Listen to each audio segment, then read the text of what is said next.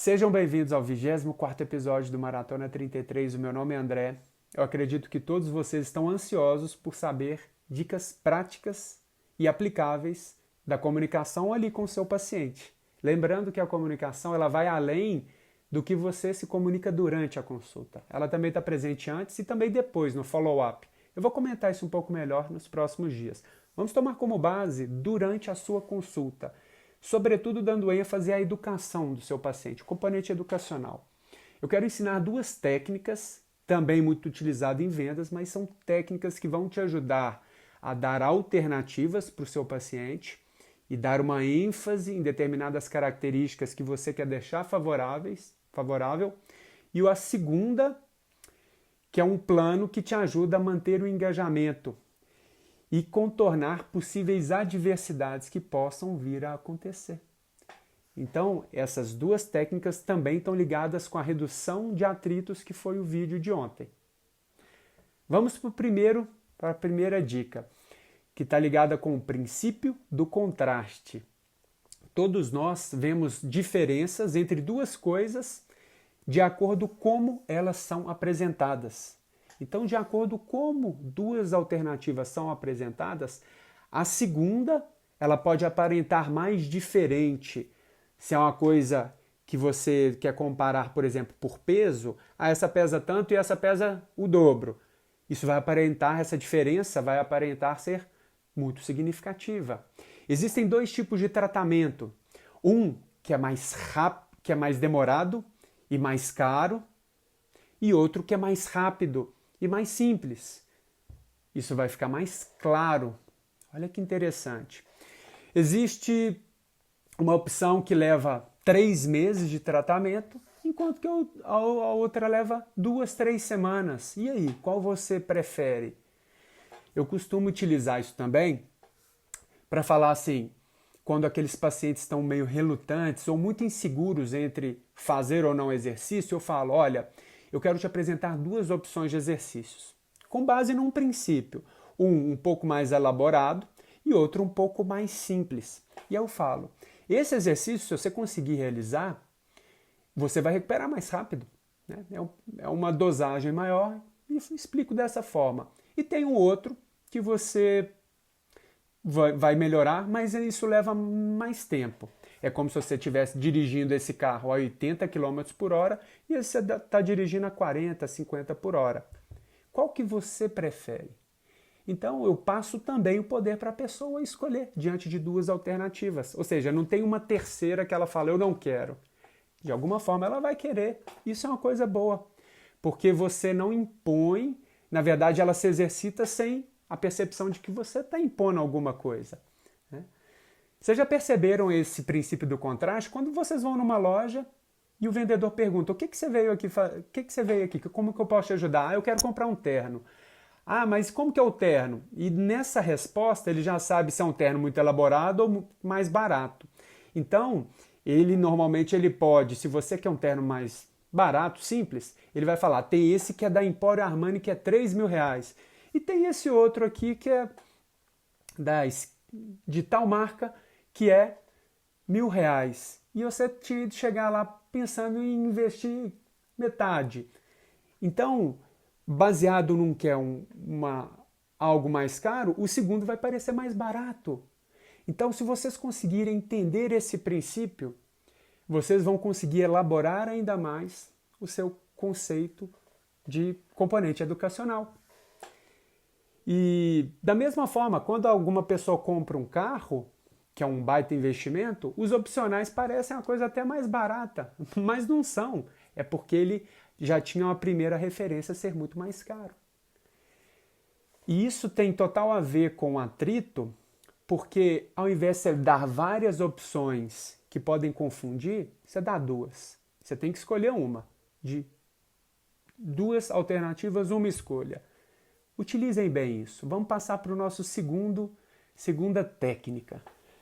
Quantas vezes nós já estabelecemos metas pessoais e descumprimos? E não é diferente com os pacientes. Eles fixam metas e se perdem no caminho, que causa para a gente tanto sofrimento com a falta de engajamento, falta de adesão. E por que isso acontece? É uma coisa natural do ser humano.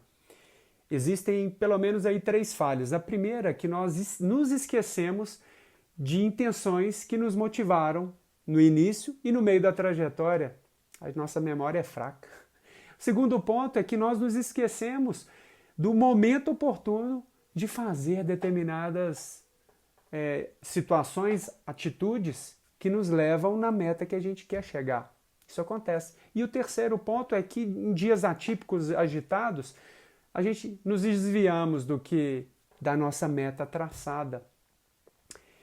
E se eu disser para vocês que existe algo que poderia ser feito para você e que você poderia ter feito diferente para os seus pacientes, que significa preparar previamente para potenciais situações adversas que poderiam acontecer nessa trajetória. E é aqui que eu trago para vocês a segunda técnica, que são os planos. Se ou quando, então. Isso significa que se ou quando vocês perceberem situações desfavoráveis que podem te tirar da sua meta, do seu objetivo, então você vai tomar atitudes favoráveis que te mantenham nessa trajetória. Como assim? Vou dar alguns exemplos. Se quem está passando por dieta aí, se o garçom te oferecer uma sobremesa, então você vai optar por um café. Quando você acordar, por exemplo, quando você escovar os dentes, então você vai fazer os seus exercícios. Quando você sentir uma dor que irradia, então é o momento de fazer determinado exercício. Isso significa que você está criando associações, e você sabe que o comportamento humano está muito ligado com associações, e a gente não quer viver com dúvidas. Isso é aquilo que eu falei de remover atritos. Então, se você já prepara previamente o seu paciente para essas ocasiões, é como se você estivesse dizendo para ele, você está dirigindo no seu carro de melhora, nessa trajetória. Quando você chegar num cruzamento, olhe para um lado, olhe para o outro e continue em frente. Se você perceber que tem um quebra-mola, então você vai reduzir a velocidade, mas continue em frente. Olha que interessante. Nós estamos ali criando circuitos, gatilhos, para evitar potenciais problemas. E você sabe que os estudos de psicologia, de comportamento humano, eles perceberam que essa estratégia ela é muito superior a simplesmente afirmações positivas. Eu vou ficar sem dor, ou quero reduzir minha dor, eu vou emagrecer 20 quilos. Isso não funciona tão bem, porque no meio da trajetória a gente se perde e em pequenas dificuldades a gente sai desse caminho. Então, o que eu quero trazer aqui de reflexão para vocês é que se você deixar pequenos circuitos, pequenos lembretes de prontidão na consciência do seu paciente, ele, de certa forma, ele vai contornar sozinho potenciais problemas que podem acontecer nessa trajetória de melhora. Então, tudo aquilo que está mais acessível na mente, se você direcionar o foco dele para potenciais problemas, se torna mais provável que ele continue em ação. Porque diante de dúvidas ou diante de situações desconhecidas, a gente tende a manter na defensiva. Tá?